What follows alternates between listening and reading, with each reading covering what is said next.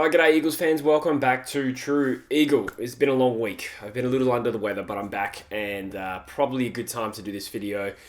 In light of 3 exits of the West Coast Eagles, we'll talk about 3 deals that went down in between now and my last video, or at least the ones that have been formalised. Briefly reflect on them as well as just comment on what's likely to come for the West Coast Eagles in this trade period. The channel's going really well, so thank you guys for engaging with the content. I really appreciate it. If you could subscribe, if you haven't already, that would really help me grow this channel. My ambition is for this channel to be successful enough where I can do it a little bit more often and more regularly and more full-time than it has been this year. It's been a grind this year, but I appreciate your support nonetheless. All right, let's talk footy. Okay, so it's Friday. It is 6:26 p.m. here in Melbourne, and I don't know if there will be another trade announcement. From what I've gathered, it seems to be around 7 p.m. where you stop hearing stories about trade news happening, but I think it's unlikely we'll get another deal done tonight. If we do, it might be Tyler Young from a West Coast point of view. But we'll start with Oscar Allen, Campbell Chessa, and Liam Ryan, who all joined new clubs in the last few days. I've spoken about these at length as the stories have bobbed up, but nonetheless, just some reflections on them. Oscar Allen obviously generated pick 2, and that is good news from a draft point of view. That was it's the best possible outcome for losing your captain. And I think the football world is in agreement when we consider that pick 2 is very generous, if you want to call it that. I mean, under the framework of the rules, it's exactly right. But in general, like the value we've got for Oscar Allen, he wouldn't have generated that as in terms of a trade. So, we're pretty pleased with that considering where we're at as a list. And it's a good time to lose your captain who generates band 1 compensation.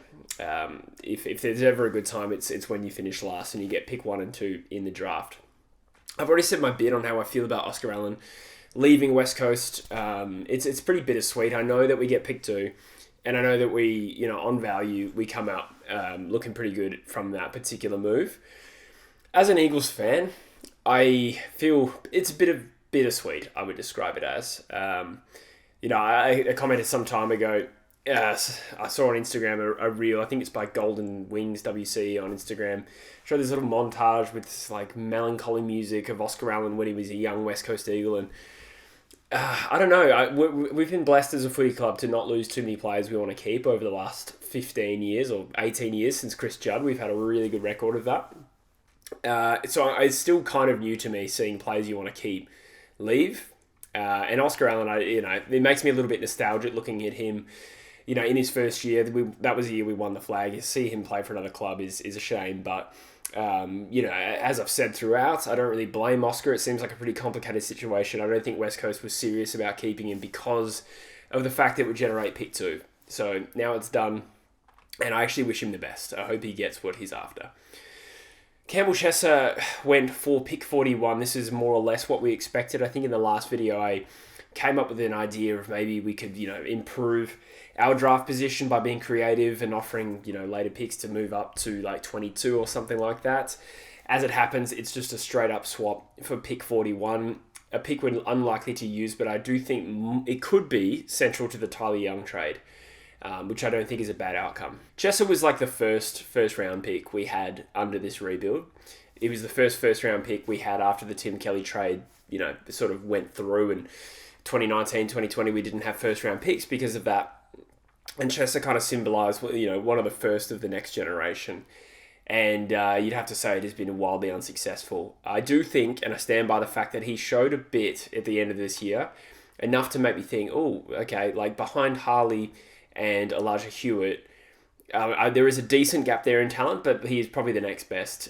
So it's really, I'm not happy about the fact that he's walked away, and he is probably one I blame a little bit. My understanding of the situation is Carlton just offered a contract first before he had a contract from West Coast, and understandably, I suppose he took that and got used to the idea of moving back to Melbourne to play for Carlton. That one I think is a little bit less justifiable than Oscar Allen leaving. I think there was a big gap in money there, and maybe Oscar Allen wasn't respected. I think Campbell Chessa just wanted to get back to Victoria, so be it. I don't think he's necessarily got A-grade potential, but I think he could be a good player, and I was keen to see what we could do with him It is annoying to me that he's walked away, but we have to move on. And footy is littered with these kinds of stories of players you didn't want to leave. They leave. On the whole, I'm flat and a little bit bitter that he's leaving, but it probably won't mean much in the long run, let's be honest. Liam Ryan's a similar one. Very different set of circumstances. Liam Ryan really has put in a really solid career for the West Coast Eagles and is a premiership player and put in a couple of moments in that 2018 grand final where it's enough for me to say thank you for your service. Oscar Allen, thank you for your service. I really do think you did bleed for this club. I know he copped some critics along the way. I wasn't really one of them, outside of the fact he did play poorly this year. Not so sure we have a heap to thank Campbell Chessa about. I am grateful for what Liam put in for this club, and I am not resentful that he is choosing to leave. It's like, I don't know what's going on in his personal life. He's at the end of his career. It's a different set of circumstances to Chessa. I think, though, I am pretty disappointed with this outcome because, as I said at the time when he requested the trade, West Coast has no incentive to really do this deal. And we have accepted a future second, which is fine. Like, that's probably about what we could reasonably ask for a forward midfielder who has been good and is turning 30 next year, but not elite. Like, that's fine. I'm okay with the value that we extracted, even though we gave away a future third, a 2027 third rounder in exchange. Like, it won't matter because that's the Tasmania draft. It's going to be a very late pick. It doesn't matter. I am a little bit flat that West Coast didn't try harder to keep him. And I do wonder if there are some circumstances in Liam's life where West Coast thought they would do the right thing. But that's kind of the only justification, I think, for doing this deal, because I think our team has gotten weaker by losing Liam Ryan. Jamie Cripps was one of our leading goal kickers this year, if not number one. Liam Ryan would have been close. And both, Jamie's turning 34 next year or something, and Liam Ryan's left the club. This does make us weaker in a position we're not really strong at anyway, like avenues to goal. So I do think overall I'm a little bit flat with the exits of this list. And while, it's disingenuous to say that Oscar Allen leaving makes us worse because we didn't really see the best of him this year, and that's true for Campbell Chessa. I do think we are worse for losing Liam Ryan, and we won't get any payoff for that until next year. It is what it is, but I'm disappointed to see the back of Liam Ryan. But all the best, and thank you for the service. Tyler Young hopefully gets done soon. I can't imagine too much of a backflip happening there. I think it'll happen. I think perhaps it's just been waiting for this potential deal with Campbell Chessa and whether or not we're just going to give him that pick. It's entirely likely. I can't imagine it to be a really complicated deal to negotiate. We do have a position of power there with him being out of contract. That being said, I would have said we were in a position of power with Liam Ryan and we didn't use that. So we'll see. But I think if you look broadly at Campbell Chessa for Tyler Young, is that a good trade? It actually probably is. Tyler's older. Tyler Young has played better at AFL level. They're both in a position of need. But at least it is a player of substance right now that can improve us. So overall, that's okay. And I think it's a really good result for this club that we've been able to get Tyler Young. I'm not saying that he has A-grade potential, but I think he could be a good key defender. And I think it's like adding another Harry Edwards, to be honest, to have both of those guys. So that's a good result. In further news, Devon Robertson. I speculated in the last video that him not being part of the Starcevic trade did imply that there was no intention to trade for him. As such, it was reported today that Brisbane is going to delist Devon Robertson, which was surely always going to happen. And the flow-on effect is we don't have to trade for him. We sign him presumably to our expanded rookie list that we've received via our assistance package. So I suppose that's a good result. We didn't give up anything meaningful for Dev, but it's so hard to imagine a world where we would have given up something meaningful. Either way, we at least got some clarity around that situation. He'll likely be delisted and signed a little bit later on.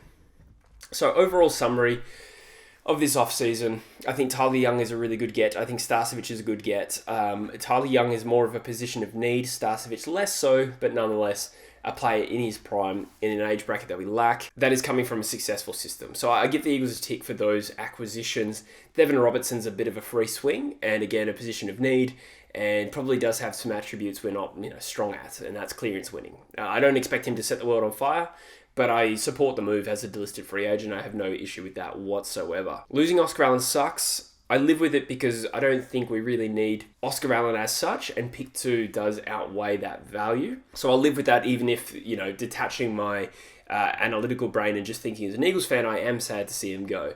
I'm sad to see Liam Ryan go, but even analytically, I don't really know why West Coast did this. And Campbell Chessa can just suck a fat one. I'm only joking. I'm not actually that mad at Campbell Chessa, but I am a little bit bitter about how this played out. But perhaps that's on the club. That's on the club and not Campbell Chessa, but whatever. Overall, we have strengthened our draft hand. We've added a few key pieces here. I don't imagine not too much else happens this trade period, but I can't blame the club for not trying. We have tried. We've gone for A graders in Chad Warner, obviously unsuccessful.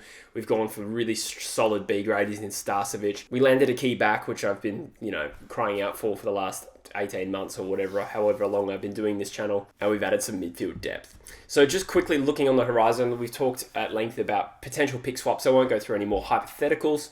I suppose the wait and see for West Coast fans is Gold Coast going to give both 7 and 8 to Melbourne for Christian Petrarca? We should hope that they won't. That would be a pretty steep price to pay. Ideally, they'll pay, pick 6 and a later pick, and pick 8 they can still trade for points. And I'd imagine they kind of still need to. Plus, there's always that incentive. If you trade with West Coast, perhaps there could be one of those illegal handshake agreements where we don't bid on Hewland or Patterson. I don't know how they get away with that not looking suspicious, because those guys are considered, probably biddable at picks 1 and 2. But, I'm still hopeful. That's all I'm saying. The other contenders for a trade up for us would be Sydney's pick 11. They have Max King in the draft, not the St Kilda centre-half forward, rather a 191 centimetre midfielder forward from their academy. That means they will need to trade their pick. It is entirely possible this gets wrapped up in a Charlie Curnow deal. We don't know what's happening with that yet. So if Sydney fail to land Charlie Curnow, that pick 11 still has to be traded, and that is one target for us. Again, we won't get into the specifics of how, but even if they do trade it to Carlton would then hypothetically have picks 10 and 11 in this year's draft, with a bid for Harry Dean coming right before that. Now, if I was Carlton, what I would be doing is packaging 10 and 11 to move up. Now, I don't know if I would do 10 and 11 for pick 2. That is eerily similar to the deal that I and others slaughtered last year all over social media. So I don't know if that is necessarily the play. But if 10 and 11 was enough to get pick 4 from Richmond, which is possible, then that means that Essendon, who is trying to trade with Richmond right now, might not be able to trade with Richmond. They might do a deal with us. So all I'm saying there, there's enough teams wanting to trade picks down for points for us to still be in the mix here to trade up. And I hope we do. And again, of course, keep an eye out for the Zach Merritt deal. If Essendon lands another top 10 pick as a result of trading Zach Merritt to Hawthorn, which I'd say is probably less than 50-50, but still distinctly possible. If that deal goes through, Essendon are more likely to trade up, I would have thought. So we're just got to sit on our hands a little bit and see what comes to the fore.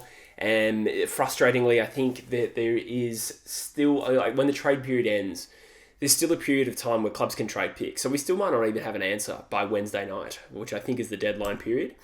And it means that the player trades, they will finish on Wednesday. But I think up until mid-November, clubs can still trade picks. So there's going to be a fair bit of speculation for some time yet. I think there's then a 2-week lockout period, and then clubs can live trade on the draft. And that is also distinctly a possibility for us. Maybe we trade pick 2 down live, or whatever that looks like. I'm not sure. Hope that wasn't too complicated for you. What other news? I have seen the suggestion that West Coast might rookie list David Swallow to play on for one more year. There was the idea that he might backflip. I think there might be some parallels here to the Mitch Duncan scenario, where obviously we signed Mitch Duncan as an assistant coach or a development coach or something like that. Could that be in the works here for David Swallow, where he maybe sits a year on the rookie list? He could play in the Waffle team, and that might actually allow us to get around the limitations on the Waffle team. Like if we rookie list him to our AFL side, he could play full-time Waffle and be injury cover in the AFL team, but essentially be a playing coach. And then, being a Perth boy, maybe he continues coaching with West Coast after that. I'm not too sure, but it's an interesting idea. And then, of course, there is also that cryptic post with Liam Baker posting on Instagram. It was McQualter, some other bloke I didn't know, Liam Baker and Dusty Martin having dinner or drinks or whatever, and it said discussing 2026. I think surely this is bait. It would be really funny if we had signed Dustin Martin to our rookie list, but I'm not even close to getting my hopes up for that one, so we'll see. But I thought that was funny, and quality shit stirring from Liam Baker. He's really done that well. What else is there? Elijah Hollins, the update here is that he is likely to be delisted. I think the wording from whoever it said at Carlton, I just read a quote. I don't know who said it, but the wording was that we'll deal with Elijah and his contract after the trade period. The reason I mention this is because West Coast was linked to him a few weeks ago. West Coast have asked the question of Elijah Hollins, or at least sniffing around, showing some interest. The wording of that really strongly implies no one wants to trade for him. And so I suppose it's still possible he becomes a rookie listed player for the West Coast Eagles. But to me, I got the strong impression that this means nobody wants to touch Elijah Hollins. Before we finish up, I watched the most painful clip of Tim Watson trying to tear apart the fact that the Eagles got pick 2 for Oscar Allen. And I'm sorry, did somebody actually compare... I think it was James Hurd compared Sam Draper and Oscar Allen saying, why are these picks so far apart? Well, for a start, you cannot possibly think Sam Draper is as good as Oscar Allen. Anyway, that's not the part I wanted to bring up. Tim Watson flames the pick 2 thing, the fact that West Coast got pick 2, and soon after Gary Lyon explains to him that it's because it's band 1 compensation, we finished last, therefore it comes after our first pick, and therefore it's pick 2, which has been the framework for a decade. And Tim Watson openly admits he did not know that was the rule. How are some of these guys, they're paid pretty good money to be pundits. How does anyone not understand that is the framework? I watched that right before filming this, and I just could not believe what I was seeing. Anyway, let me know if you saw that. Yeah. Maybe I'm feeling a little bit feisty today. One other thing. I am going on a debate show in about 7 or 6 days from now, which is a new thing. I won't give out too many details from that. But the first show, I'm going to be defending West Coast getting a priority pick. So I'm going to promote that on here when I get the opportunity. But it's a project that others are doing, I'm going to be a part of. And I'm pretty excited to get stuck in. I'm going to prepare for it. My law degree is finally going to come handy when I have to lawyer the shit out of this argument. And I hope I do a good job. So keep an eye out for that. For now, let me know in the comments about the players leaving, things you want West Coast to do over the next half a week or 6 days or whatever until Wednesday night. We'll be live on True Footy tomorrow morning, in Melbourne, and probably, 9 a.m. Perth time roughly, if anyone wants to catch up with us talking live about the trade period. But for now, look forward to your comments, and I'll see you in the next one. Up the Eagles.